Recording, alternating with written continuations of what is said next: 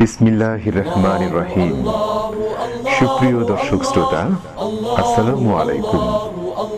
ঐতিহ্যবাহী কুমিল্লা জেলার লাঙ্গলকোট থানার ঘোষারপাড়ায় ইসলামী সমাজ কল্যাণ পরিষদ কর্তৃক আয়োজিত 2011 সালে 3 দিনব্যাপী এক বিশাল তাফসীরুল কুরআন মাহফিল অনুষ্ঠিত হয়। উক্ত মাহফিলের সমাপনী দিবসে প্রধান মেহমান হিসেবে গুরুত্বপূর্ণ তাফসীর পেশ করেন বিশিষ্ট ইসলামী চিন্তাবিদ ও প্রখ্যাত মুফাসসিরে কোরআন অন্ধ হাফেজ মাওলানা আলতাফ হোসাইন। বিশেষ মেহমান হিসেবে গুরুত্বপূর্ণ বক্তব্য পেশ করেন বিশিষ্ট ইসলামী চিন্তাবিদ ও তরুণ বক্তা হযরত মাওলানা লোকমান হোসেন। সুপ্রিয় দর্শক শ্রোতা, এবারে আমরা অন্ধ হাফেজ মাওলানা আলতাফ হোসাইন সাহেবের গুরুত্বপূর্ণ আলোচনা আপনাদের সামনে পেশ করছি।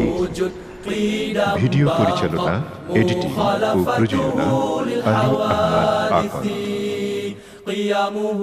ধারা বর্ণনায় আজহারুল ইসলাম রানী। পরিবেশনায় তাহজিব সেন্টার, রাজশাহী। আসসালামু আলাইকুম ওয়া রাহমাতুল্লাহ। سيئات أعمالنا من يهده الله فلا مضل له ومن يضلله فلا هادي له ونشهد أن لا إله إلا الله وحده لا شريك له ونشهد أن محمدًا عبده ورسوله أما بعد فقد قال الله تعالى في كلامه المجيد وفرقانه الحميد أرسله بالحق بشيرا ونذيرا وداعيا إلى الله بإذنه وسراجا منيرا إن الله وملائكته يصلون على النبي يا أيها الذين آمنوا صلوا عليه وسلموا تسليما اللهم صل على سيدنا مولانا محمد وعلى آل سيدنا اللهم صل على سيدنا مولانا محمد وعلى آل سيدنا আরবের পরে মক্কা নগরে মা আমিনার জিথায় ঘর খোদার করুণায় কৌসার হয়ে ঝরছে বারংবার আল্লাহুম্মা সাইয়্যিদিনা মাওলানা মুহাম্মদ। লাগবে না, কিচ্ছু লাগবে না, সব নিয়ে যান। বালাগাল উলা বিকামালিহি কাশাফাদ দুজা বিজামালিহি হাসনাত জামিউ খিসালিহি সাল্লু আলাইহি ওয়া আলিহি মশরিকে হুব্বে মুহাম্মদ মতলঈ দীওয়ানে মা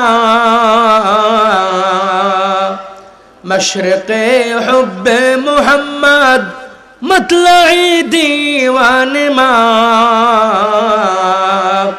मतलई खुर्शीद इश्क़श सीनाए सो जान माँ बलगल उला बिकमालिही कशफ़द्दुजा बिजमालिही हसनत जमीउ खिसालिही सल्लु अलैहि व आलिही। सूरत यूसुफ बदारी हिकमत लुक़मान माँ सूरत यूसुफ बदारी हिकमत लुक़मान माँ क़ारिए कुरान बारी ऐ दिले शाद मान माँ बलगल उला बिकमालिही कशफ़द्दुजा बिजमालिही हसनत जमीउ खिसालिही सल्लु अलैहि व आलिही। अल्लाहुम्मा आमीन। रब्बना ज़लमना अनफुसना व इल्लम तग़फिर लना व तरहमना लनकूनन्ना मिनल खासिरीन। अल्लाह ताला कुमिल्ला डिस्ट्रिक्टर नांगलकोट उपजेलाधीन खोसारपाड़ा इस्लामी समाज कल्याण परिषद कर्तृक आयोजित 3 दिन व्यापी तफसिरुल कुरान महफिल आजकेर समापनी दिने তোমার দরবারে ভিক্ষুকের মতো দুইখানা হাত তুলে ধরেছি, কয়েকবার নবী পাকের উপরে দরুদ ও সালাম পড়েছি। দয়া করে মেহেরবানি করে দরুদ ও সালাম খানি সোনার মদিনায় নবী পাকের রওজা মুবারকে পৌঁছিয়ে দাও। तमाम पृथिवीर माटिर नीचे যত মুমিনার মুমিনাত ঈমান নিয়ে কবরস্থ হয়েছে আজকের দিনের তোহফা तमाम আরোয়ার পরে পৌঁছিয়ে দাও। আমাদের ভিতর থেকে জনম দুঃখিনী মা জনম দুঃখী আব্বা যাদের ইন্তেকাল করেছে দয়া করে মেহেরবানি করে তাদের আরোয়ার পরে সওয়াব পৌঁছিয়ে দাও। আল্লাহ তাআলা এই মুহূর্তে মনে পড়ে গেল জনম দুঃখিনী মা জনম দুঃখী আব্বার কথা। আয় আল্লাহ তাআলা আমাদের ভিতর থেকে মা বাপ যাদের কবরে আছে দয়া করে মেহেরবানি করে মা বাবার কবরকে জান্নাতের টুকরা বানিয়ে দাও। এ মাহফিলের আয়োজন যারা করেছে এবং শোনার জন্য যারা এসেছে কিয়ামতের দিন মুসিবতের সময় এ মাহফিল আমাদের সকলের জন্য নাজাতের ওসিলা বানিয়ে দাও। আল্লাহ তাআলা আমি গুনাহগার কিছু দিনের কথা বলবো ইচ্ছা করেছি, এলেম আর জ্ঞানের পরিধি স্বল্পতার জন্য সম্ভব নয়। অসংখ্য জনতার সম্মুখে আমাকে যখন হাজির করে দিয়েছো দয়া করে মেহেরবানি করে কোরআন এবং হাদিস থেকে বিশুদ্ধ কথা বলার তৌফিক আমাকে দিয়ে দাও। আল্লাহ তাআলা আজকের মাহফিলে কোন ধরনের আলোচনা রাখা প্রয়োজন আমার জানা নেই। যে কথা বললে তোমার বান্দাগুলি ফায়দাবান হতে পারে উপকৃত হতে পারে দয়া করে মেহেরবানি করে সেই জাতীয় কথা আমাকে বলার সুযোগ করে দাও। যে কথাগুলি বলবো সকলের পূর্বে আমাকে আমল করার তৌফিক দাও। বক্তা এবং শ্রোতা উভয়ের ভিতরে আমলের যোগ্যতা পয়দা করে দাও। সুবহানাকা লা ইলমা লানা ইল্লা মা আল্লামতানা ইন্নাকা আনতাল আলিমুল হাকীম। রব্বি জিদনি ইলমা রব্বি জিদনি ইলমা রব্বি জিদনি ইলমা রব্বি শরহ লি সদরি ওয়া ইয়াসসির লি আমরি ওয়াহলুল উকদাতাম মিন লিসানি ইয়াফকাহু কওলি। সুবহান রাব্বিকা রাব্বিল ইজ্জাতি আম্মা ইয়াসিফুন ওয়া সালামুন আলাল মুরসালিন আলহামদুলিল্লাহি রাব্বিল আলামিন। ওয়াজআল আখিরা কালিমাতিনা ইনদাল মাউত লা ইলাহা ইল্লাল্লাহু মুহাম্মাদুর রাসূলুল্লাহ। সকলেই বলুন সাল্লাল্লাহু আলাইহি ওয়াসাল্লাম। মুহাব্বতের সাথে কালেমার জিকির করুন লা ইলাহা ইল্লাল্লাহ সুবহানাল্লাহ আলহামদুলিল্লাহ লা ইলাহা ইল্লাল্লাহ লা ইলাহা নেই কেহ নেই এক আল্লাহ ছাড়া লা ইলাহা ইল্লাল্লাহ লা ইলাহা লা ইলাহা ইল্লাল্লাহ লা ইলাহা ইল্লাল্লাহ লা ইলাহা ইল্লাল্লাহ মুহাম্মাদুর রাসূলুল্লাহ। সকলে বলুন সাল্লাল্লাহু আলাইহি ওয়াসাল্লাম। উপস্থিত কুমিল্লা ডিস্ট্রিক্টের লাঙ্গলকোট উপজেলাধীন খুশারপাড়া সুপ্রাচীন ঐতিহ্যমণ্ডিত বর্ণাঢ্য পরিবেশে পরিবেষ্টিত প্রাকৃতিক সৌন্দর্যে সমৃদ্ধ অত্র অঞ্চলের কোরআন পাগল তাওহীদবাদী মুসলিম জনসম্প্রদায় কর্তৃক আয়োজিত 3 দিনব্যাপী তাফসিরুল কোরআন মাহফিলের আজকের এই সমাপনী দিনের পরম শ্রদ্ধেয় জনাব সভাপতি সাহেব মহতারাম হযরত উলামায়ে কিরাম, সমবেত অত্র অঞ্চলের বিভিন্ন মহল্লা থেকে আগত কোরআন পাগল জান্নাত প্রত্যাশী সুধী মুসলিম মুরব্বিয়ান এজাম, আমার প্রাণ প্রিয় যুবক ভাইরা,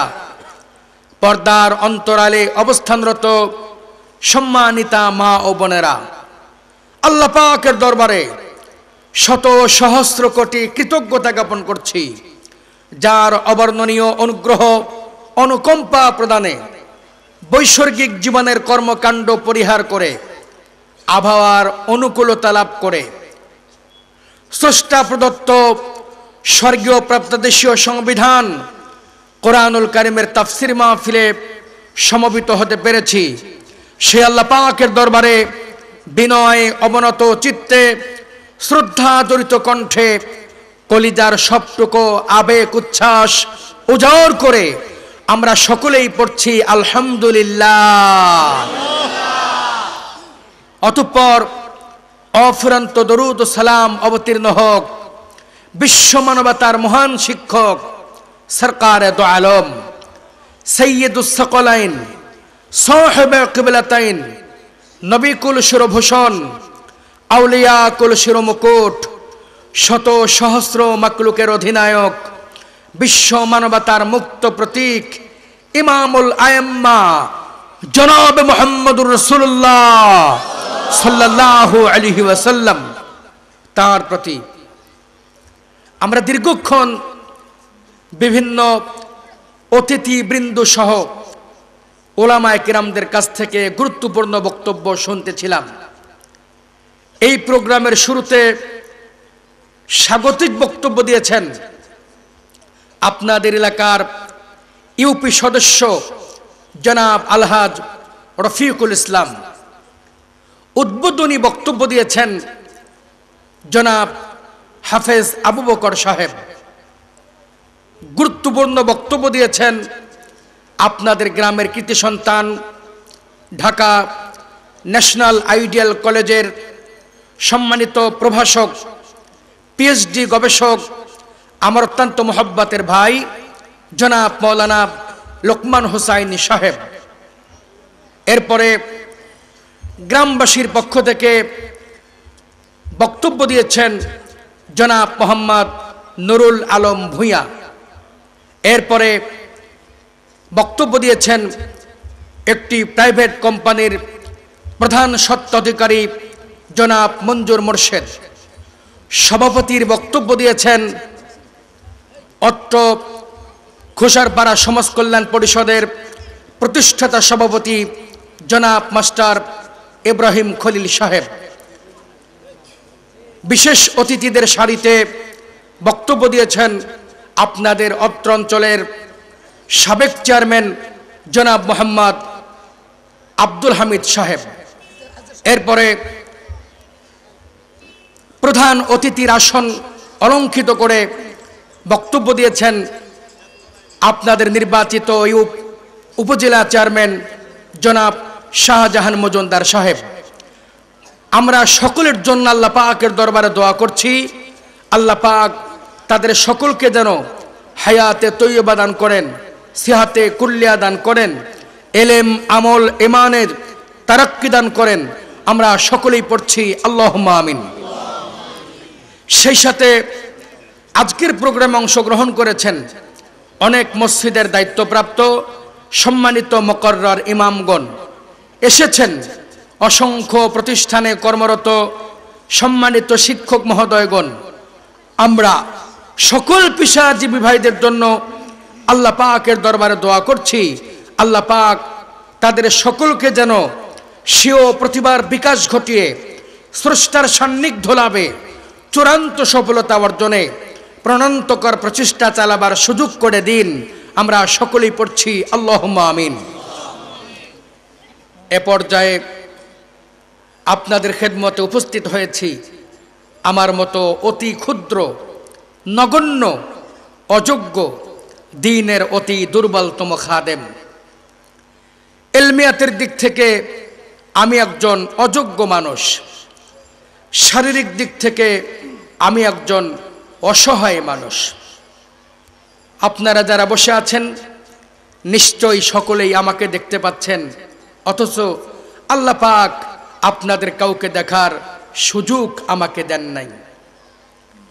যে কোরআনে কারিম থেকে কথা বলার সংকল্প করেছি, ওই কোরআনের হরফগুলি কেমন আমি আমার দুইটা চক্ষু দিয়ে জীবনে একটাবারের জন্য দেখতে পারি নাই।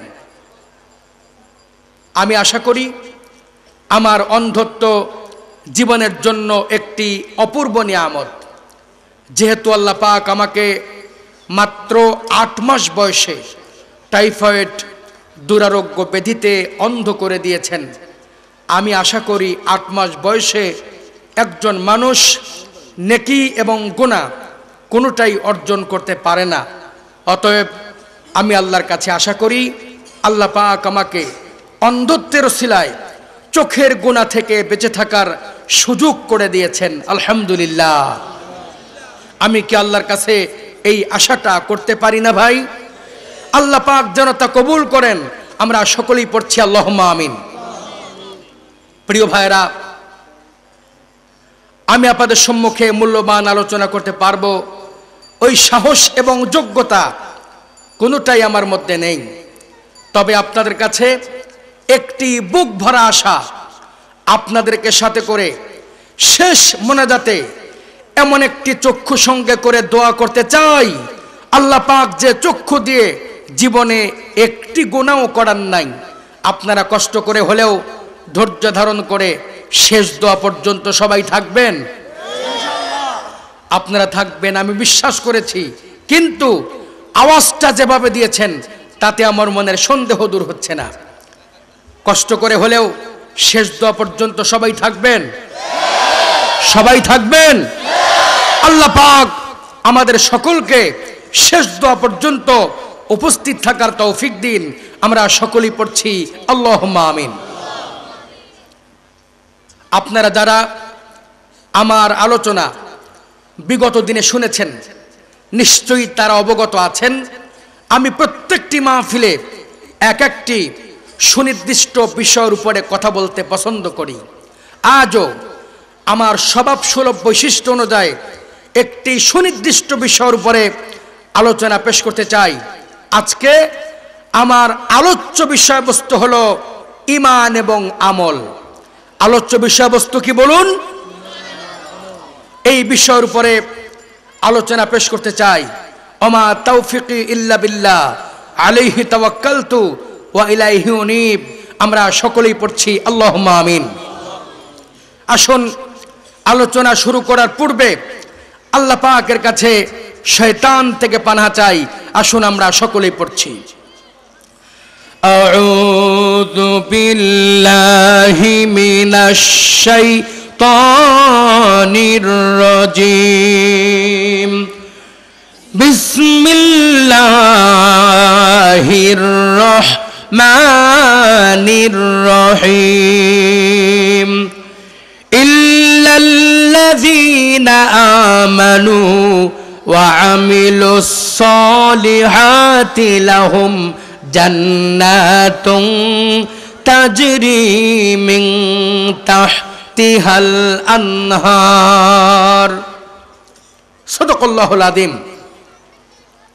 কোরআনে কারীম থেকে একটি গুরুত্বপূর্ণ প্রণিধানযোগ্য অথেন্টিক বিষয় আলোচনা করার জন্য ইচ্ছা পোষণ করেছি। ঈমান এমন একটি গুরুত্বপূর্ণ বিষয় যেটা বাদ দিলে মুসলমানের অস্তিত্ব, স্মৃতি চিহ্ন কিছুই থাকে না। তাওহীদের মূল মন্ত্র, ইসলামের হৃৎপিণ্ড ঈমান। ঈমান এমন একটি বিষয়, সমস্ত ভালো কাজ আল্লাহ পাকের দরবারে কবুলের জন্য প্রথম শর্ত হলো ঈমান। সমস্ত ভালো কাজ আল্লাহ পাকের দরবারে কবুলের জন্য প্রথম শর্ত কি? ঈমান। আমি কথাটি এভাবে মাঝে মধ্যে বলে থাকি। একটি জায়গাতে আমি এক লিখলাম, কত লিখলাম, তারপর একটা শূন্য দিলাম, কত হবে? আর একটা শূন্য দিলাম, কত হবে? এক লেখি নাই। এক না লিখে শূন্য দিতে দিতে একদম চলে যাব লাকসাম পর্যন্ত, কত হবে? কিছুই হবে না, যেহেতু শূন্যের পূর্বে সংখ্যা নেই, এজন্য শূন্যের কোনো দাম নাই। আল্লাহ রাব্বুল আলামিন কোরআনে কারীমের ভিতরে এ প্রসঙ্গে পরিষ্কার করে বলে দিয়েছেন, বান্দাগুলি শোনো, ওয়াকাযালিকা আওহাইনা ইলাইকা রূহাম মিন আমরিনা মা কুনতা তাদরি মাল কিতাবু ওয়ালাল ঈমান। আল্লাহ রাব্বুল আলামিন কোরআনে কারীমের ভিতরে এ প্রসঙ্গে যে কথা উল্লেখ করেছেন, আমি সেই কথাটি অত্যন্ত সংক্ষিপ্ত পরিসরে দৃষ্টান্তের মাধ্যমে বলছি। কোন ব্যক্তি যখন আল্লাহর কালেমা অন্তরে বিশ্বাস করে আর সেই সাথে জবানে উচ্চারণ করে লা ইলাহা ইল্লাল্লাহু মুহাম্মাদুর রাসূলুল্লাহ, সকলে বলুন সাল্লাল্লাহু আলাইহি ওয়াসাল্লাম। এই কালেমা অন্তরে বিশ্বাস করে মুখে বলার সঙ্গে সঙ্গে ওই ব্যক্তির অন্তরে ঈমানের বীজ অঙ্কুরিত হয়ে গেল। এক লেখার পরে শূন্য দিলে ওই শূন্যের মাধ্যমে যেমন একের দাম বাড়ে, অনুরূপভাবে কোনো ব্যক্তি আল্লাহর কালেমা অন্তরে বিশ্বাস করে মুখে বলার পরে ওই লোকটি যত ভালো কাজ করে, আল্লাহ পাক ওই ভালো কাজের ওসিলায় ঈমানের মর্যাদা বাড়িয়ে দেয়। এক না দিয়ে শূন্য দিয়েছেন, ওই শূন্যের যেমন কোনো মূল্য নেই, ওই শূন্যের যেমন কোনো অর্থ নেই, ওই শূন্যের যেমন কোনো ভিত্তি নেই। অনুরূপভাবে যেই ব্যক্তি আল্লাহর কালেমা অন্তরে বিশ্বাস করে না এবং জবানে বলে না, ওই লোকটি যত ভালো কাজ করুক না কেন, ওই ভালো কাজ আল্লাহ পাকের দরবারে একটিও কবুল হবে না।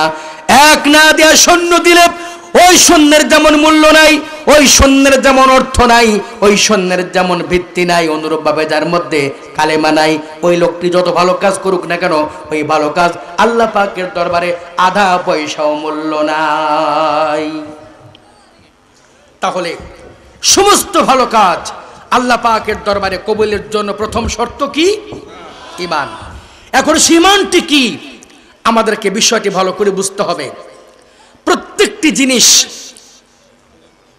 প্রতিষ্ঠিত হওয়ার পিছনে কিছু মৌলিক উপাদান দরকার আছে। যেমন আপনি যদি এক কাপ চা তৈরি করতে চান, এই চা তৈরি করতে মৌলিক উপাদান লাগবে পানি, পাতি, চিনি, আগুন। কয়েকটা জিনিসের সমন্বয় কি হবে? এখন ঈমানটি কি? ঈমানের মৌলিক গুণাবলী কি? আল্লাহ রাব্বুল আলামিন কোরআনে কারীমের ভিতরে ঈমানের মৌলিক গুণাবলী সম্পর্কে আল্লাহ পাক আমাদেরকে স্মরণ করে দিয়েছেন। আল্লাহ পাক বলে, বান্দা শোনো, কুল ইয়া আহলাল কিতাবি তাআলাউ ইলা কালিমাতিন সাওয়াইম বাইনানা ওয়া বাইনাকুম আল্লা না'বুদা ইল্লাল্লাহ ওয়া লা নুশরিকা বিহি শাইআ ওয়া লা ইয়াত্তাখিযা বা'দুনা বা'দান আরবাবাম মিন দুনিল্লাহ। আল্লাহ রাব্বুল আলামিন কোরআনে কারিমের ভিতরে ঈমানের মৌলিক গুণাবলীর কথা বলে দিয়েছেন। আল্লাহ পাক বলছেন, হে আহলে কিতাবেরা শোনো, আমি আল্লাহ তোমাদের জন্য ঘোষণা করছি, তোমরা সকলেই সমস্ত আহলে কিতাবেরা তিনটি কাজের ব্যাপার ঐক্যবদ্ধ হয়ে যাও। কে বললেন? কাদেরকে বললেন? ঈমানদারকে, আহলে কিতাবদেরকে বললেন, তোমরা তিনটি কাজের ব্যাপারে ঐক্যবদ্ধ হয়ে যাও। সেই তিনটি কাজের ব্যাপারে এমন ভাবে ঐক্যবদ্ধ হওয়া লাগবে, কোন ব্যক্তি একটু কম অথবা কোনো ব্যক্তি একটু বেশি তেমনটা করা যাবে না। ওই কাজ সকল ঈমানদারকে একই সমপরিমাণ করতে হবে। ইমাম সাহেব করবে, মুক্তাদি চলবে না এমন নয়। ইমামকে সেই কাজটা যেমন ভাবে করতে হবে, মুক্তাদিকেও ঠিক তেমনি ভাবে করতে হবে। মুয়াজ্জিনকে যেমন ভাবে করতে হবে, মসজিদ কমিটিকেও তেমন ভাবে করতে হবে। ওই তিনটি কাজের ব্যাপারে সামান্যতম ব্যতিক্রম করা যাবে না।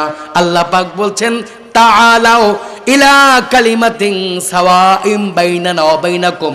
এই তিনটি কাজ সকলকে একই সমপরিমাণ করতে হবে। কয়টি কাজ? আল্লাহ রাব্বুল আলামিন কোরআনে কারিমের ভিতরে সেই তিনটি কাজের কথা আল্লাহ পাক উল্লেখ করে দিয়েছেন। সেই তিনটি কাজের ভিতরে এক নাম্বার কাজ হচ্ছে আল্লাহ না'বুদা ইল্লাল্লাহ। তিনটি কাজের ভিতরে এক নাম্বার কাজ হচ্ছে আল্লাহ ছাড়া কারো হুকুম মানা যাবে না। হুকুম মানতে হবে কার? এটা ঈমানের কয় নাম্বার দাবি? এ শব্দটি এমন একটি বিপ্লবী শব্দ, এমন একটি আপোষহীন শব্দ। অন্ধকার আলো যেমন একত্রিত হতে পারে না, অন্ধকার থাকলে আলো সেখানে আসতে পারে না, আলোর আগমন হলে অন্ধকার সেখানে থাকতে। যে ব্যক্তি আল্লাহর উপর ঈমান আনবে, ওই ব্যক্তির মধ্যে কুফরি থাকতে পারবে না। আর কুফরি থাকলে ঈমান থাকবে না। কুফরি এবং ঈমান দুইটা একসঙ্গে সহ অবস্থান করতে পারে না। ঈমান থাকলে কুফরি থাকবে না, আর কুফরি থাকলে ঈমান থাকবে না। এটি একটি আপোষহীন শব্দ, একটি প্রচন্ড বিপ্লবী শব্দ।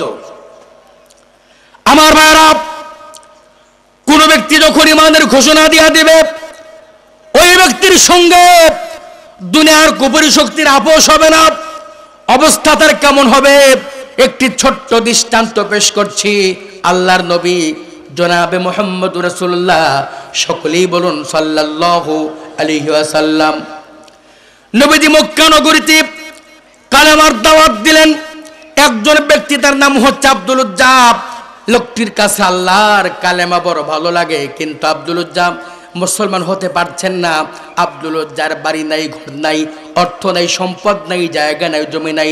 তার চাচা তাকে একটি প্রতিষ্ঠিত সংসার তৈরি করে দিয়েছে, নিজের বলতে কিছুই নেই। আব্দুল উজ্জা অপেক্ষা করছেন কবে পরিবেশ হবে, কালেমা গ্রহণ করব। এরকম করতে করতে আল্লাহ নবী মক্কা থেকে মদিনা চলে গেলেন। এবার আব্দুল উজ্জা শান্তি পাচ্ছে না। একদিন তার চাচাকে একান্ত কাছে ডেকে বলছেন, চাচা বলুন তো, মুহাম্মাদুর রাসূলুল্লাহ, সকলেই বলুন সাল্লাল্লাহু আলাইহি ওয়াসাল্লাম, লোকটিকে আপনার কাছে কেমন লাগে? চাচা বলছে, ভাতিজা আমার কাছে তো ভালোই মনে হয়। এবার আব্দুল উজ্জা বলছেন, চাচা যদি আপনার কাছে ভালো মনে হয় তাহলে আপনি মুসলমান হন না কেন? আব্দুল উজ্জা মনে মনে ভাবলেন, চাচা যেহেতু বলেছেন ভালো, হয়তো মুসলমান হয়ে যেতে পারে। এই সাহসে বলেছেন, চাচা যদি আপনার কাছে ভালোই লাগে তাহলে মুসলমান হন না কেন? চাচা হচ্ছে মুশরিক। শোনার সঙ্গে সঙ্গে শরীরে আগুন লেগে গিয়েছে। তার মানে হচ্ছে বেঈমান কখনো ঈমান সহ্য করতে পারে না। আমাদের সমাজেও কিছু মানুষ আছে, কয় লোকটা ভালো কিন্তু ইসলামের কথা বলে, এমন আছে না? কয় লোকটা সাংঘাতিক ভালো লোক, কাউকে ঠকায় না, দুর্নীতি করে না, কিন্তু একটাই দোষ, শুধু ইসলামের কথা বলে। আছে না এমন? আব্দুল উজ্জা বলছেন, চাচা বিশ্বনবীকে যদি আপনার কাছে ভালোই লাগে তাহলে মুসলমান হন না কেন? চাচা বলছে, ভাতিজা তুমি কি মুসলমান হতে চাও? আব্দুল উজ্জা বলছেন, চাচা হ্যাঁ আমি মুসলমান হতে চাই। এবার চাচা বলতে, ভাতিজা মুসলমান হলে পরে তোমার কি অবস্থা হবে তুমি কি জানো? তোমার কি পরিণতি তুমি কি জানো? আব্দুল উজ্জা বলছেন, চাচা আমার তো সেই পরিণতির কথা জানা নাই।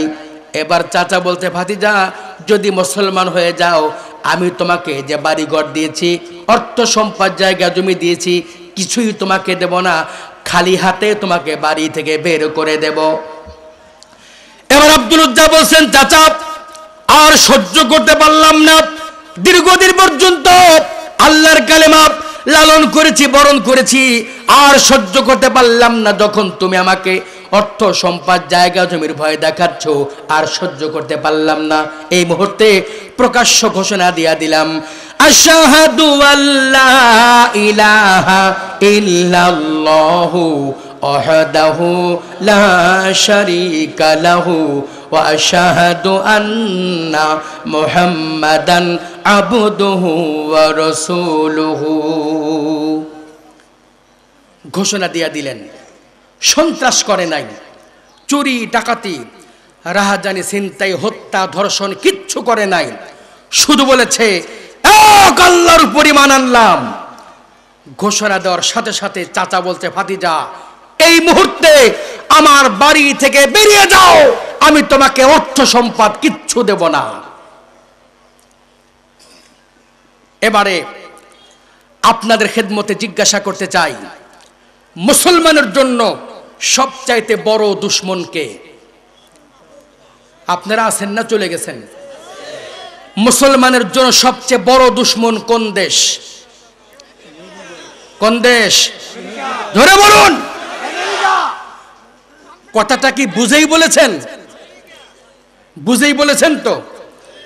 সামরিক খাতে সর্বোচ্চ সাহায্য কোন দেশ দেয়? স্বাস্থ্য খাতে, চিকিৎসা খাতে সাহায্য দেওয়া শত্রুদের কাজ না মিত্রদের কাজ? জোরে বলেন।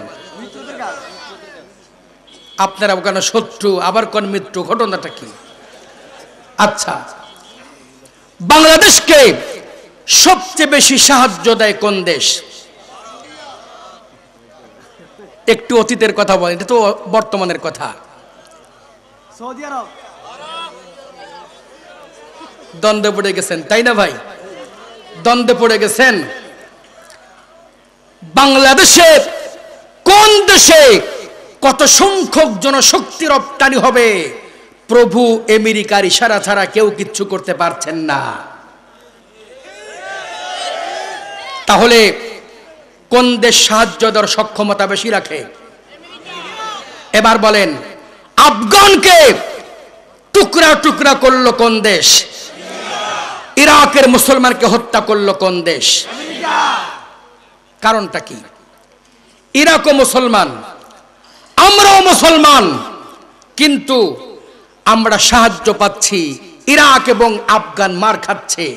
যে সাহায্য দিচ্ছে সেও আমেরিকা, যে মারপিট করছে সেও আমেরিকা। কারণটা কি? হিসাব কি মিলেছে? আল্লাহ রাব্বুল আলামিন কোরআন কারীমের ভিতরে এই কথার জবাব দিচ্ছেন।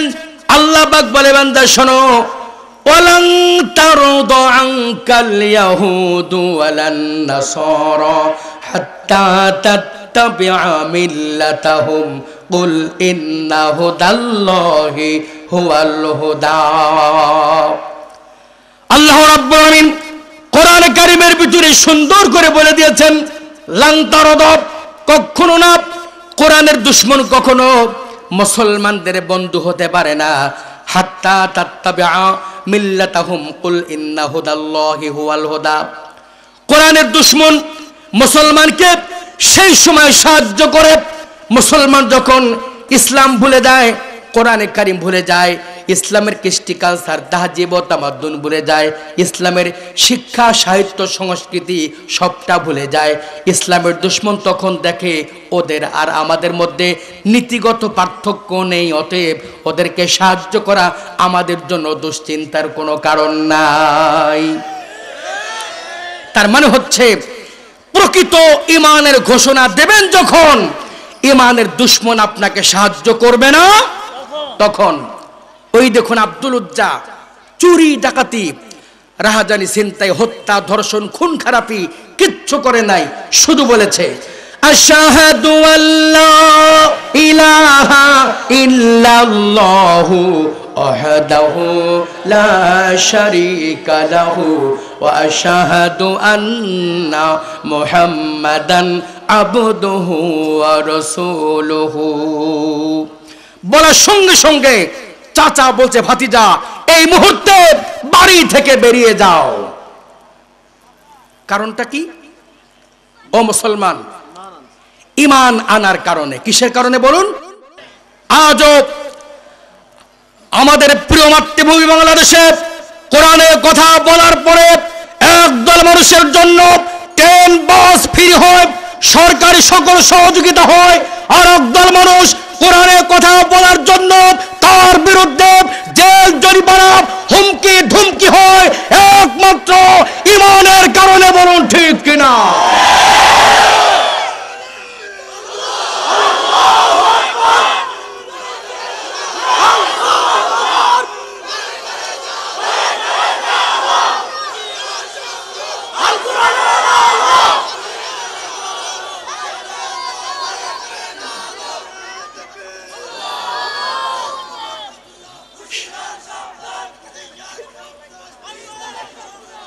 সম্মানিত সুধী মণ্ডলী, তাহলে যারা মুসলমানের ক্ষতি করে তারা কি ভালো কাজ করে না? তারাও কিন্তু অনেক ভালো কাজ করে। এবার তাদের ব্যাখ্যা এখন আপনাদের সামনে আমি কোরআনে কারিম থেকে পেশ করছি। আপনারা কি ধৈর্য ধরে কিছু কথা শুনতে পারবেন? ধৈর্য ধরতে পারবেন? যদি ধৈর্য ধরতে পারেন আমি চেষ্টা করব আজকে খুশার পাড়ার মাটিতে প্রাণ খুলে কিছু কথা বলার। ইসলাম চায় না, কোরআন চায় না, এরকম মানুষও বহুত ভালো কাজ করে। কিভাবে করে আমি তার প্রমাণ দিচ্ছি কোরআনে কারিম থেকে। আল্লাহ পাক বলছেন, সবাই আমার সঙ্গে বলুন, বিসমিল্লাহির রহমানির রহিম। লিইলাফি কুরাইশিন ইলাফিহিম রিহলাতাশ শিতাই ওয়াস সাইফ। আল্লাহ পাক বলছেন কুরাইশ বংশের লোকেরা শীতের দিনে, গরমের দিনে, রাতে দিনে সব সময় সব জায়গায় নিরাপদে চলাফেরা করত। মক্কার খারাপ লোকগুলিও কুরাইশ বংশের লোকদেরকে কিচ্ছু বলতো না, একটি কারণে, যেহেতু কুরাইশ বংশের লোকেরা আল্লাহর কাবা দেখাশোনার দায়িত্ব পালন করেছে। তাহলে বলুন মক্কার খারাপ লোকগুলিও আল্লাহর কাবাকে সম্মান দিয়েছে না দেয় নাই? এরপরে আল্লাহর নবী জনাবে মুহাম্মদুর রাসূলুল্লাহ, সকলে বলুন সাল্লাল্লাহু আলাইহি ওয়াসাল্লাম, নবীজি যখন কোরআনে কারিম তেলাওয়াত করতে শুরু করতেন, নবীজির কণ্ঠে কোরআনে কারিম শোনার জন্য আবু জেহেল আবু লাহাবেরা নবীজির ঘরের চতুর্দিকে অতন্ত্র প্রহরীর মতো দাঁড়িয়ে থাকতো। নবীজি যখন কোরআনে কারিম তেলাওয়াত করতে শুরু করলেন, বসার জায়গা নাই, আলোর ব্যবস্থা নাই, মাথার উপরে সামিয়ানা নাই, খোলা আকাশের নিচে দাঁড়ানো অবস্থায় অন্ধকারে নবীজির কণ্ঠে কোরআনে কারিম শুনতে শুরু করেছে। যখন তারা কোরআনে কারিম শুনতে শুরু করলো, তখন তারা মনে করলো একটু শোনা হলে চলে যাব, আর একটু শুনে চলে যাব। এরকম করে তারা কোরআনে কারিম শুনতে শুনতে, বাড়ি যত দূরের কথা, কোরআনে কারিম শুনতে শুনতে কখন যে সকাল হয়ে গিয়েছে ওরা সকালটাও পর্যন্ত টের পায় নাই। এই কাজগুলি ভালো না খারাপ? কাজগুলি কারা করলো? লোকগুলি কি ভালো? লোকগুলি খারাপ, কিন্তু কাজটা ভালো। ইতিহাস মুখস্থ আছে আপনাদের, আমি সংক্ষিপ্ত পরিসরে মোরাল কথাটুকু বলবো। আবু জেহেল প্রথম রাত্রিতে কোরআনে কারিম শোনার পরে মনে মনে ভাবলো, এভাবে যদি আমরা কোরআনে কারিম শুনতে থাকি আগামীতে সব লোকেরা মুসলমান হয়ে যাবে। আবু জেহেল মনে মনে ভাবলো, নিজে তওবা করব, সমস্ত নেতাগুলিকে তওবা করাবো, আগামীতে নবীজির কণ্ঠে আর কাউকে কোরআনে কারিম শুনতে আসতে দেব না। আবু জেহেল নিজে তওবা করলো, সমস্ত নেতাগুলিকে তওবা করালো। যখন তারা তওবা করে বাড়ি গেল, তওবা করে বাড়ি যাওয়ার পরে নবীজির কণ্ঠে আল্লাহ পাকের কোরআনে কারিম শোনার জন্য একটা নেতার চোখেও ঘুম নেই, বলুন সুবহানাল্লাহ। আবু জেহেল মনে মনে ভাবলো, আমি তো নিজে নিষেধ করেছি, আমার ভয়ে কেউ সাহস পাবে না কোরআনে কারিম শুনতে আসতে, আমি একা গিয়ে মজা করে কোরআনে কারিম শুনবো। আবু লাহাব মনে করলো, আবু জেহেল তো নিজেই নিষেধ করেছে, সে তো আসতে পারবে না, একা গিয়ে তৃপ্তি সহকারে কোরআনে কারিম শুনবো। এরকম করতে করতে অবস্থাটা কেমন হয়ে গেল মনে করেন। আব্বা রাগ করে গেছেন শ্বশুর বাড়ি, আর মা বিচারি মনের দুঃখে চলে গেছে বাপের বাড়ি, আর ছেলে মেয়েগুলি বাড়িতে কাউকে না পেয়ে চলে গেছে নানার বাড়ি। অবশ্য কারোর সঙ্গে কারো দেখা নাই নাকি? সব কয় বাড়িতে? এখন আবু জেহেল কার বাড়িতে? আবু লাহাব, উতবা সাহেবা নবীজির বাড়িতে দাঁড়িয়ে কোরআনে কারিম শুনেছে। একটা দুইটা ঘন্টা নয়, সারা রাত কোরআনে কারিম শুনেছে। যখন সকাল হয়েছে, নেতাগুলি মনে করেছে জনগণ দেখলে ইজ্জত সম্মান চলে যাবে, এখন পালাইতে হবে। এবার নেতাগুলি সকাল বেলায় প্রচন্ড দৌড়ানো শুরু করে দিয়েছে, কেউ তো কারো খবর জানে না। দৌড়াইতে দৌড়াইতে নেতায় নেতায় ধাক্কা লেগে গেছে, জোরে বলুন সুবহানাল্লাহ। প্রচন্ড ধাক্কা খায়া আবু জেহেল ধমক দিয়েছে, কে তুমি? তাকিয়ে দেখে আবু সুফিয়ান। আবু সুফিয়ান তাকিয়ে দেখে আবু জেহেল। লজ্জায় কেউ কাউকে কিচ্ছু বলতে পারে না, চোখে চোখ পড়ে গেছে, যেহেতু উভয় একই কেসের, চুপ করে আছে, আর কিচ্ছু বলতে পারে না। এবার আবু সুফিয়ান বলছে, আবু জেহেল শোনো, আমি আমার সব দেব দেবীর কসম করে বলছি, লাত মানত উজ্জা হবলের কসম করে বলছি, সারা রাত দাঁড়িয়ে দাঁড়িয়ে মুহাম্মদুর রাসূলুল্লাহ, সকলেই বলুন সাল্লাল্লাহু আলাইহি ওয়াসাল্লাম, নবীজির কণ্ঠে যে কোরআনে কারিম তেলাওয়াত করা শুনলাম, আল্লাহর নামে কসম করে বলছি, এই কোরআনে কারিম অবশ্যই মানুষের বানানো কিতাব নয়। যেটা মানুষের বানানো নয়, তাহলে কার বানানো? কোরআন যে আল্লাহর কিতাব স্বীকার করলো কারা? শুধু স্বীকারটাই করে নাই, আল্লাহ রাব্বুল আমিন কোরআনে কারিমের ভিতরে ওদের কর্মবৃত্তান্তের কথা বলে দিয়েছেন। আল্লাহ পাক বলেন, আজাআলতুম সিকায়াতাল হাজ্জি ওয়া ইমারাতাল মাসজিদিল হারাম। আল্লাহ রাব্বুল আমিন কোরআনে কারিমের ভিতরে সুন্দর করে বলে দিয়েছেন, ওই সমস্ত কাফের মুশরিকেরা আল্লাহর খানায় কাবাকে পানি দিয়ে ধুয়ে মুছে পরিষ্কার করে দিয়েছে, এবং যেই সমস্ত হাজিরা হজ করতে যেত, ওই হাজিদেরকে তারা পানিও পান করাতো। খানায় কাবা পরিষ্কার করা, হাজিদের পানি পান করানো, কাজটা ভালো না খারাপ? এভাবে বললে বহু বলা যাবে, আলোচনা সংক্ষেপ করতে চাই। এতগুলি ভালো কাজ করার পরে আমি যদি বলি আবু জেহেল মুসলমান, আপনারা কি আমাকে সুস্থ অবস্থায় পাবনায় যাইতে দেবেন? আবু জেহেল ভুলটা করলো কি? এবার কোরআন শুনুন। আবু জেহেল সারা রাত কোরআনে কারিম শুনেছে, আপত্তি ছিল না। কোরআনে কারিম আল্লাহর কিতাব, এটাও স্বীকার করতে আপত্তি ছিল না। আল্লাহর কোরআনে কারিমকে মহব্বত করে বুকে লাগা চুমা খাওয়া, এ ব্যাপারে আপত্তি ছিল না। কিন্তু আবু জেহেল আপত্তি করেছে মাত্র একটি জায়গায়। নবীজি যখন কোরআনে কারিম মানতে বলেছেন, তখন আবু জেহেল ঘোষণা দিয়ে দিল, অকালাল্লাযীনা কাফারু লা তাসমাউ লিহাদাল কুরআনি ওয়ালগাউ ফীহি লাআল্লাকুম তাগলিবুন। আবু জেহেল তখন বলে দিল, ও যুবকরা, তোমরা নবীজির বাড়িতে যাও, নবীজি যেই জায়গায় কোরআনে কারিম তেলাওয়াত করে সেইখানে তোমরা ডিস্টার্ব করো, তালি বাজাও, যাতে করে কোরআনে কারিমের আওয়াজ মানুষেরা শুনতে না পায়। তাহলে বোঝা গেল কোরআন শুনতে অতীতে আপত্তি ছিল না, আজও আল্লাহ পাকের কোরআনে কারিমকে শুনতে আপত্তি নাই। কোরআনে কারিমকে মহব্বত করে বুকে লাগিয়ে চুমা খাওয়ার মতো মানুষ এদেশে হাজার হাজার লক্ষ লক্ষ কোটি কোটি আছে, কিন্তু প্রচন্ড আপত্তি উঠে তখন আল্লাহ পাকের কোরআনে কারিমকে মানতে বলা হয় যখন। বলুন ঠিক কিনা? আমার ভাইরা, আজ আপনাদের সম্মুখে কোরআনে কারিমের মাহফিল থেকে পরিষ্কার করে স্মরণ করাতে চাই, শুধুমাত্র কোরআনে কারিমকে শোনার নাম যদি মুসলমান হতো, কোরআনে কারিমকে মহব্বত করে বুকে লাগিয়ে চুমা খাওয়ার নাম মুসলমান হতো, তাহলে আবু জেহেল প্রথম কাতারের মুসলমান হয়ে যেত। কিন্তু আবু জেহেল একমাত্র কোরআনে কারিম না মানার জন্য মুসলমান হতে পারে নাই। আজও আমাদের দেশে আল্লাহর কোরআন মানতে গেলে ইহুদি বাধা কম দেয়, হিন্দু বাধা কম দেয়। এক প্রকার নামদারি মুসলমান কোরআনে কারিম মানার ব্যাপারে প্রতিবন্ধকতা সৃষ্টি করে। বলুন ঠিক কিনা?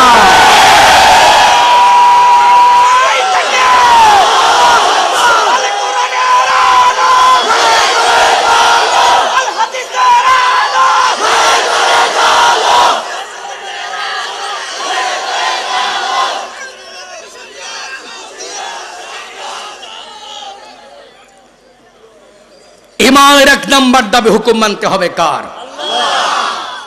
আল্লাহর হুকুম না মানলে ইমানদার হওয়া যাবে? ইমানদার পরিচয় দেওয়া যাবে? আমার ভাইরা, আল্লাহ রাব্বুল আলামিন কোরআনে কারিমের ভিতরে ইমানের মৌলিক গুণাবলীর কথা বলতে গিয়ে আল্লাহ পাক এক নম্বরে বলেন, আল্লাহ নাবুদা ইল্লাল্লাহ, আল্লাহ ছাড়া কারো হুকুম মানা যাবে না। এবার বলেন তো, ধনী দরিদ্র ইতর ভদ্র শিক্ষিত মূর্খ সকলকে হুকুম মানতে হবে কার? মুসলমান দাবি করলে হুকুম মানতে হবে কার? জোরে বলেন না, কার হুকুম মানতে হবে? মেয়েদের পর্দা রাখতে হবে, হুকুমটা কার? জোরে বলেন না, কার হুকুম? আরো জোরে চিল্লা বলেন না, কার হুকুম? কিন্তু আমার দেশে লজ্জা নাই, শরম নাই, সর্বোচ্চ আদালত হাইকোর্ট থেকে পর্দাকে বাধ্যতামূলক করতে চায় না, পর্দাকে অপশনাল করতে চায়। আমরা জাতীয়ভাবে আজকে পরিষ্কার করে স্মরণ করাতে চাই, এই বাংলাদেশের মাটি ও মানুষের কলিজায় কোরআনে কারিমের মহব্বত জর্জরিত আছে। সুতরাং আল্লাহর কোরআনের বিরুদ্ধে কথা বলে এই বাংলার জমিনে একটা মুহূর্ত পর্যন্ত নিরাপদে থাকা যাবে না।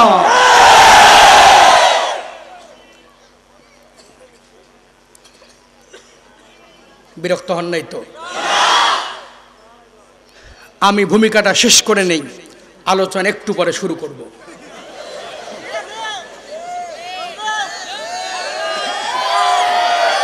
একটু মোহাব্বতের সঙ্গে ধরে শরীফ বলুন, আল্লাহুম্মা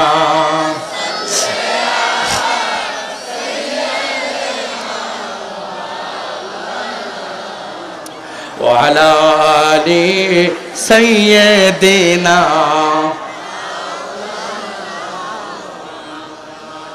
এবার বলবো সংক্ষিপ্ত ইতিহাস। ইমানদার হলেই মুসলমান হবে বন্ধু, অমুসলিম হবে শত্রু। যখনই বুঝবেন অমুসলিম বন্ধু হচ্ছে, তখন বুঝবেন আমি ইমানের দাবি পূরণ করতে পারি নাই। ইতিহাস শুনুন। 1945 সালে যখন আমেরিকা আক্রমণ করলো জাপানের উপরে, তখন আমেরিকার প্রেসিডেন্ট ছিল মিস্টার ট্রুম্যান। আক্রমণ করলো জাপানে, লক্ষ লক্ষ মানুষ হত্যা করলো।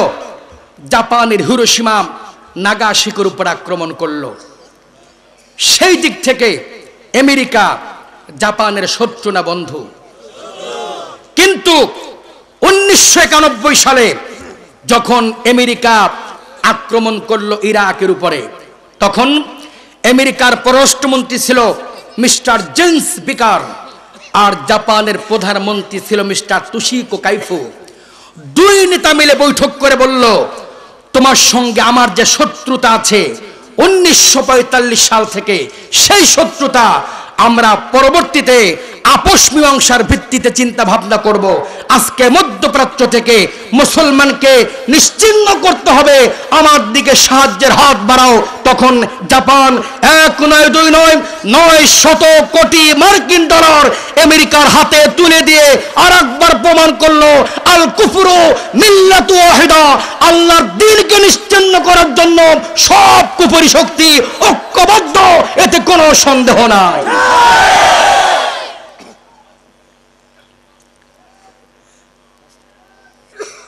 আমি কি বিষয়টি বুঝাতে পারছি? তাহলে ঈমানের 1 নাম্বার দাবি, হুকুম মানতে হবে কার? হুকুম আপনি মানতে পারছেন, এইটা বোঝা যাবে যখন কুফরি শক্তির সাথে আপনার দ্বন্দ্ব হবে, দ্বিমত হবে, তখনই বুঝতে হবে ঈমানের দাবি পূরণ করতে পারছি। আর যদি মনে হয় ওরাদের সাথে চলাফেরা, উঠা বসা, খাওয়া পড়া, শিক্ষা চিকিৎসা, দ্বন্দ্ব নাই, সম্প্রীতি আছে, মহব্বত আছে, ভালোবাসা আছে, তখন আপনার মধ্যে অনেক কিছু থাকতে পারে, কিন্তু ঈমানের দাবিতে আপনি পূর্ণতা অর্জন করতে পারেন নাই। আমার ভাইরা, সেই কথাই বলতেছিলাম। আব্দুল উজ্জা ইসলাম গ্রহণ করার পরে আব্দুল উজ্জার চাচা বলতে, ভাতিজা এখন বাড়ি থেকে বেরিয়ে যাও, মনে আছে নাকি আপনাদের? আব্দুল উজ্জা বলছেন, চাচা দুঃখ নাই, কালেমা যখন পড়েছি এখন তোমার বাড়ি থেকে বেরিয়ে গেলাম। বাড়ি থেকে বেরিয়ে যাচ্ছে, পিছন থেকে চাচা বলতে, আব্দুল উজ্জা যখন বাড়ি থেকে বেরিয়ে যাচ্ছ, যেই জামাটা পরিধান করে আছো জামাটা আমার দেওয়া, আমার টাকার কিনা জামা, ইসলাম যখন কবুল করেছো আমি তোমাকে গায়ের জামাটাও দেব না। আমার মায়েরা বোনেরা, আমার যুবক ভাইরা, আমার দিনদার ইমানদার মুসলমান ভাইরা, এবার আব্দুল উজ্জা বলছেন, চাচা কালেমা যখন পড়েছি তোমার টাকার জামা আমাকে দিবে না, আমার দুঃখ নাই, এই নাও চাচা, আমি তোমাকে আমার গায়ের জামাটাও তোমাকে খুলে দিয়ে দিলাম। এবার গায়ের জামাটা খুলে ছুঁড়ে আব্দুল উজ্জা তার চাচাকে দিয়ে দিয়েছে। এবার খালি গায়ে চলে যাচ্ছে, আর কিছুই নাই, শুধু একটা লুঙ্গি পরিধানে আছে। এবার আব্দুল উজ্জার চাচা বলছে, ভাতিজা ইসলাম যখন কবুল করেছো, কালেমা যখন পড়েছো, যে লুঙ্গিটা পরিধান করে আছো সেই লুঙ্গিটা আমার টাকার কিনা, ইসলাম যখন কবুল করেছো আমি তোমাকে লুঙ্গিটাও পর্যন্ত দেব না। আমার ভাইরা, বানিয়ে বলছি না, আল্লাহর নবীর ইতিহাস থেকে বলছি, সাহাবা কিরামদের জীবন আদর্শ থেকে বলছি। এবার আব্দুল উজ্জা বলছেন, চাচা ইসলাম যখন কবুল করেছি তুমি আমাকে লুঙ্গিটাও দিবে না, এই নাও চাচা, আমি তোমাকে লুঙ্গিটাও খুলে দিলাম। 20 বছরের যুবক উলঙ্গ হয়ে দৌড়াইতে দৌড়াইতে মায়ের সামনে হাজির হয়ে গিয়েছে। মা বলছে, ও কলিজার টুকরা বলো এমন অবস্থা তোমার কেন হলো? আব্দুল উজ্জা বলছেন, মা আমি অন্যায় করি নাই, শুধু একবার মুখে বলেছি লা ইলাহা ইল্লাল্লাহু মুহাম্মাদুর রাসূলুল্লাহ। সকলেই বলুন সাল্লাল্লাহু আলাইহি ওয়াসাল্লাম। মুহাব্বতের সাথে কালেমার জিকির করুন, লা ইলাহা ইল্লাল্লাহ, লা ইলাহা সুবহানাল্লাহ, আলহামদুলিল্লাহ, লা ইলাহা ইল্লাল্লাহ, লা ইলাহা নেই কেহ নেই এক আল্লাহ ছাড়া, লা ইলাহা ইল্লাল্লাহ, লা ইলাহা ইল্লাল্লাহ, লা ইলাহা ইল্লাল্লাহ, লা ইলাহা ইল্লাল্লাহ, লা ইলাহা ইল্লাল্লাহ মুহাম্মাদুর রাসূলুল্লাহ। সকলেই বলুন সাল্লাল্লাহু আলাইহি ওয়াসাল্লাম। মা বলছেন, ও কলিজার টুকরা বলো এখন আমি তোমার জন্য কি করতে পারি? আব্দুল উজ্জা বলছেন, মা আল্লাহর দরবারে দোয়া করবেন আর আমাকে এক টুকরা কাপড় দিন মা, ওই কাপড় টুকরা পরিধান করে আমি বিশ্ব নবীর কদম মোবারকে হাজির হতে চাই। মায়ের কিছুই নেই, মা বড় গরিব মানুষ, অতি কষ্ট করি ছিঁড়া টুকরা কম্বল দিয়েছে, এত ছিঁড়া কম্বল, হাঁটু দেখলে ইজ্জত বেরিয়ে যায়, ইজ্জত দেখলে হাঁটু বেরিয়ে যায়। এত ছোট্ট ছিঁড়া কম্বল পরিধান করে আব্দুল উজ্জা রওনা হয়ে গেলেন মক্কা থেকে মদিনার দিকে। আমার ভাইরা, যখন আমরা হজের উদ্দেশ্যে কাবা থেকে মদিনার দিকে রওনা হচ্ছিলাম, আমার বারবার এসি গাড়িতে বসে আব্দুল উজ্জার কথা মনে পড়তেছিল। আরে আমরা এসি গাড়িতে চড়ে বসে আছি, কত আরামে যাচ্ছি, তারপর রাস্তা লম্বা মনে হয়, বিরক্ত মনে হয়। আব্দুল উজ্জা কেমন করে একটা ছিঁড়া কম্বল পরিধান করে, পায়ে জুতা নাই, স্যান্ডেল নাই, গায়ে জামা নাই, খালি পেটে কেমন করে মক্কা থেকে মদিনা 630 কিলোমিটার পর্যন্ত পায়ে হেঁটে অতিক্রম করলেন। আমার ভাইরা, আব্দুল উজ্জা নবীজির দরবারে হাজির হয়ে গেলেন।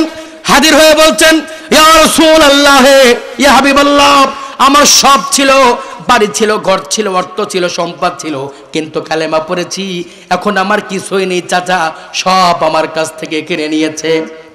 আল্লাহ পাকের হাবিব বলেন, আব্দুল উজ্জা রে, এখন থেকে তোমার নাম আব্দুল উজ্জা নয়, আমি নবীজি তোমার নাম দেয়া দিলাম আব্দুল্লাহ জুলবাজাদাইন, আমার কাছেই থাকবে, যখন যা পাবে তাই খাবে।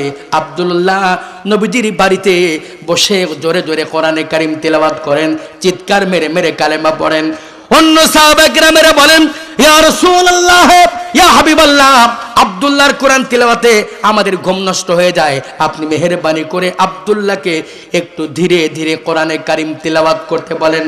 আল্লাহ পাকের হাবিব বলেন, ও সাহাবায়ে কেরামেরা, তোমরা আব্দুল্লাহকে ধীরে ধীরে কোরআনে কারিম তেলাওয়াত করতে বলো না, আমার আব্দুল্লাহ বড় দাম দিয়ে আল্লাহর কালেমা গ্রহণ করেছে, আল্লাহর কালেমার জন্য সংসার ছেড়ে দিয়েছে, গায়ের জামাটা নিয়ে আসতে পারে নাই, লুঙ্গিটা পর্যন্ত নিয়ে আসতে পারে নাই।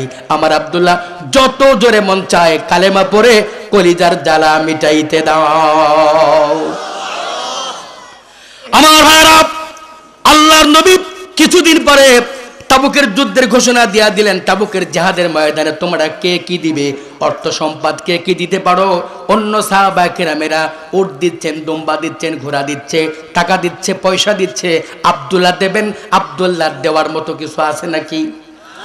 আব্দুল্লাহ বলছেন, ইয়া রাসূলুল্লাহ, ইয়া হাবিবাল্লাহ, আমার তো দিবার মতো কিছুই নাই নবীজি, আপনি আমার জন্য আল্লাহর দরবারে দোয়া করবেন, আমি আমার জীবনটা তাবুকের জিহাদের জন্য চান্দা হিসাবে দিয়া দিলাম। আল্লাহ পাকের নবী খুশি হয়ে গেলেন। আল্লাহ পাকের হাবিব বলছেন, আব্দুল্লাহ একটি গাছের বাকল নিয়ে এসো। একটি গাছের বাকল নিয়ে এসে নবীজি নবুয়তের হাত দিয়ে আব্দুল্লাহর হাতে বেঁধে দিলেন, আর বলছে, আব্দুল্লাহ রে, আমি নবীজি কাফের মুশরিকের জন্য তোমার রক্ত হারাম বানিয়ে দিলাম, কোনো কাফের তোমাকে শহীদ করতে পারবে না। আব্দুল্লাহ কাঁদতে শুরু করলেন, কেঁদে কেঁদে বলছেন, ইয়া রাসূলুল্লাহ, ইয়া হাবিবাল্লাহ, আমি চাইলাম আমার জীবন দিয়া শহীদ হতে তাবুকের জিহাদে, আপনি আমার জন্য রক্ত হারাম করে দিলেন কাফেরদের জন্য। আল্লাহ পাকের নবী বলেন, আব্দুল্লাহ আর কান্দিস না। আমি নবীজি বললাম, এখন তুমি যদি সর্দি জ্বরেও মারা যাও, আল্লাহ তোমাকে শাহাদাতের দরজা দান করে দিবে। এত বড় ত্যাগ, এত বড় কুরবানি, এত কষ্ট একমাত্র ইমানের জন্য। কিসের জন্য বলুন? তাহলে ইমানের ঘোষণা দেবেন যখন, আপনার উপরে বিপদ আসবে, তখন বিপদ যত ঘনীভূত বুঝবেন ইমান তত শক্তিশালী। বিপদ নাই, শান্তিতে আছেন, নিরাপদে আছেন, তখন বুঝতে হবে টাকা পয়সা অর্থকড়ি সম্পদ সব থাকতে পারে, কিন্তু ইমান নামক দৌলত নেই। আমি কি বিষয়টি বুঝাতে পারছি আপনাদের? আমার ভাইরা, সময় কুলাবে না, ব্যাখ্যা লম্বা করতে পারবো না। এবার ভালো করে শুনুন, ইমানের 2 নাম্বার দাবি।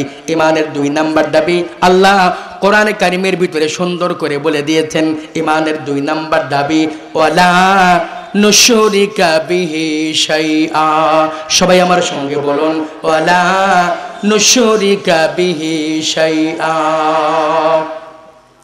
আল্লাহ রাব্বুল আলামিন কোরআন কারিমের ভিতরে সুন্দর করে বলে দিয়েছেন, বান্দাগুলি শোনো, ইমানের 2 নাম্বার দাবি, আল্লাহর সাথে কাউকে অংশীদার বানানো যাবে না। আল্লাহর সাথে কাউকে শিরক করা। আমার ভাইরা, আমরা সকলেই কি আল্লাহর সঙ্গে দেখা করতে চাই নাকি? কিয়ামতে আমরা সবাইকে আল্লাহর সঙ্গে সাক্ষাৎ করতে চাই নাকি? শুনুন, কি করলে সাক্ষাৎ হবে কিয়ামতে আল্লাহর সঙ্গে? আল্লাহ পাক বলেন ফামান কানা ইয়ারজু লিকা রাব্বিহি ফালইআমাল আমালান সালিহা فليعمل عملا صالحا ولا يشرك بعبادة ربه أحدا আল্লাহ রাব্বুল আলামিন কোরআন কারীমের ভিতরে সুন্দর করে বলে দিয়েছেন, বান্দাগুলো শোনো, যদি কিয়ামতের ময়দানে আমার সঙ্গে দেখা করতে চাও তাহলে একমাত্র আমার সঙ্গে আর কাউকে শিরক করো না, আমার ইবাদত করো, তাহলে কিয়ামতের ময়দানে আমি আল্লাহর সঙ্গে তোমাদের দিদার হয়ে যাবে। আমার ভাইরা, ব্যাখ্যা লম্বা করবো না, ব্যাখ্যা লম্বা করতে গেলে মূল কথা বলতে পারবো না। ইমানের 2 নাম্বার দাবি, আল্লাহর সাথে কাউকে শিরক করা যাবে না। এরপর ইমানের 3 নাম্বার দাবি, ওয়ালা ইয়াত্তাখিদা বাদুনা বাদান আরবাবাম মিন দুনিল্লাহ। ইমানের 3 নাম্বার দাবি, আল্লাহর চাইতে কাউকে বড় মনে করা। সবচেয়ে বড় কে? করে বলেন, আরো ধরে বলুন। নামাজে দাঁড়িয়ে আমরা প্রমাণ করি আল্লাহু আকবার, সবচেয়ে বড় কে?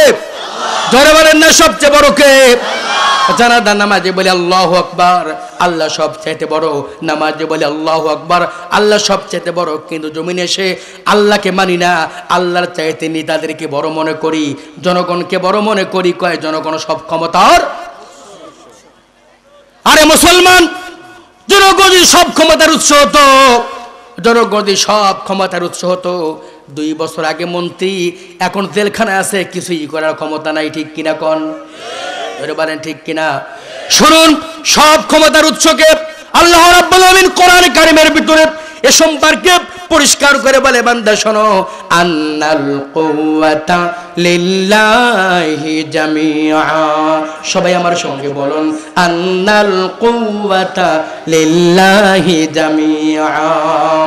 আল্লাহ রাব্বুল আলামিন কোরআন কারীমের ভিতরে সুন্দর করে বলে দিয়েছেন, বান্দাগুলি হলো সকল ক্ষমতার উৎস আমি আল্লাহ। জোরে বলুন সুবহানাল্লাহ।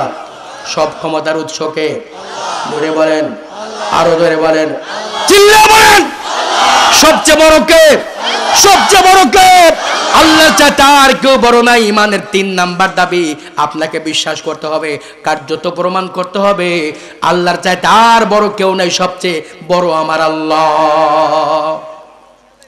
এখন আপনি যদি আল্লাহকে সবচেয়ে বড় মনে করেন, এখন আপনার করণীয় কি ভালো করে শোনেন। আদেশ আর অনুরোধ এক জিনিস না, 2 জিনিস। ডিসি যদি ইউনো সাহেবকে কোনো কাজ করতে বলে, ওটা কি হয়? আদেশ না অনুরোধ? ইউনো সাহেব একই কাজ, একই কাজের কথা ইউনো সাহেব বলছেন ডিসিকে, এখন সেটা আদেশ না অনুরোধ? তার মানে উপর থেকে যখন নিচের দিকে আসে তখন হয় আদেশ, আর নিচ থেকে যখন উপর দিকে যায় তখন হয়। সবচেয়ে উপরে কে? সবচেয়ে উপরে কে? সুতরাং আল্লাহ পাক আমাদেরকে যা করতে বলেছেন এটা আমাদের জন্য উপদেশ নয়, অনুরোধ নয়। আল্লাহ পাক যা করতে বলেছেন এটা হচ্ছে আল্লাহর পক্ষ থেকে আমাদের জন্য নির্দেশ, আদেশ। বলুন ঠিক কিনা? আল্লাহ পাক নামাজ পড়তে অনুরোধ করেছেন না হুকুম করেছেন?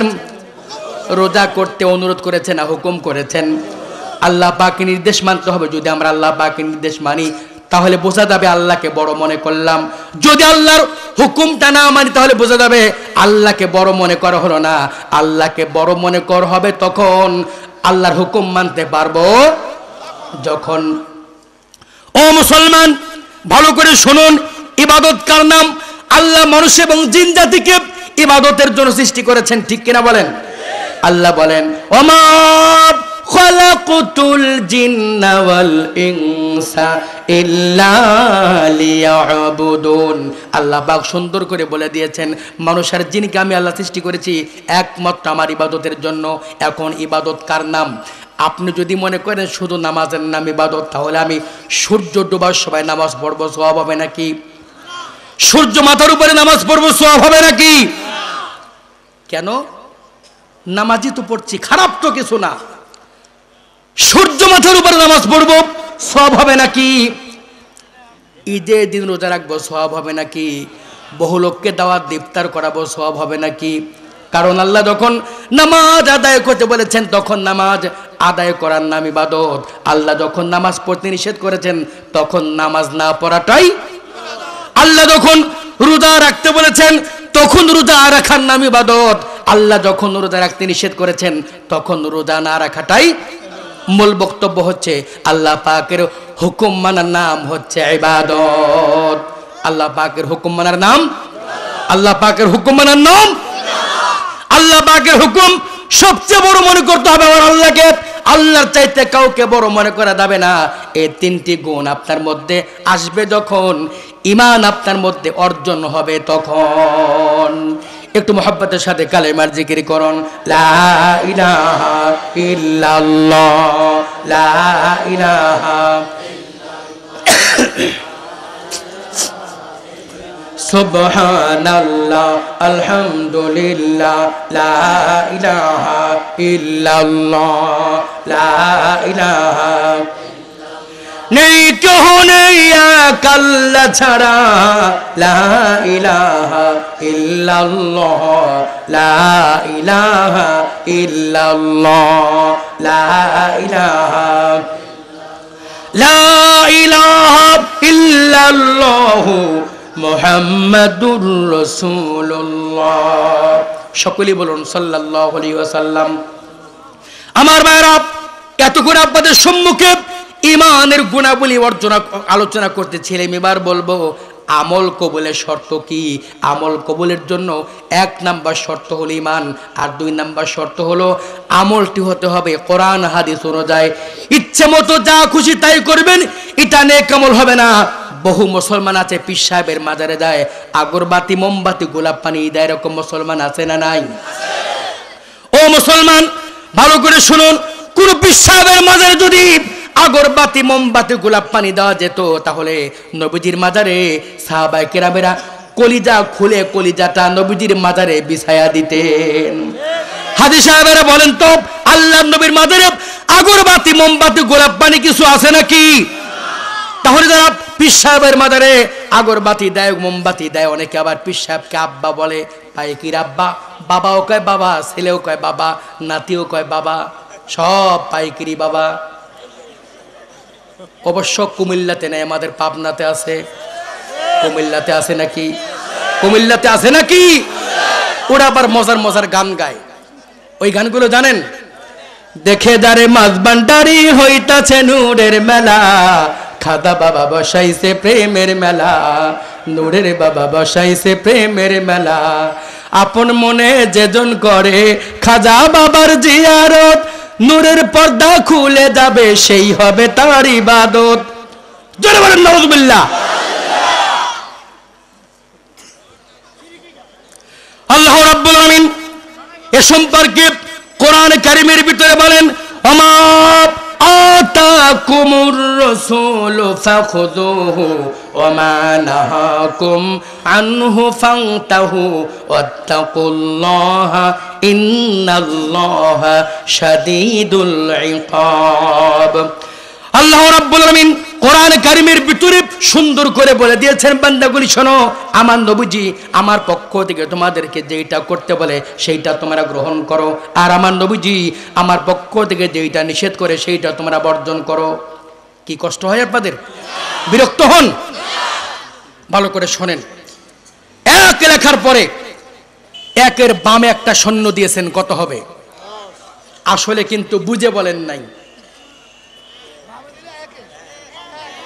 এক লেখার পরে একের বামে শূন্য দিতে দিতে চলে গেছেন 14 গ্রাম পর্যন্ত, কত হবে?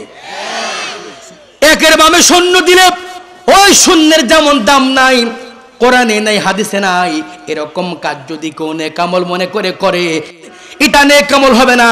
বহু মুসলমান আছে, আল্লাহ পাক সূরা নাজিল করলেন, ইযা জাআ নাসরুল্লাহি ওয়াল ফাতহু ওয়া রাআইতান নাসা ইয়াদখুলুনা ফি দীনিল্লাহি আফওয়াজা ফাসাব্বিহ বিহামদি রাব্বিকা ওয়াস্তাগফিরহু ইন্নাহু কানা তাওয়াবা।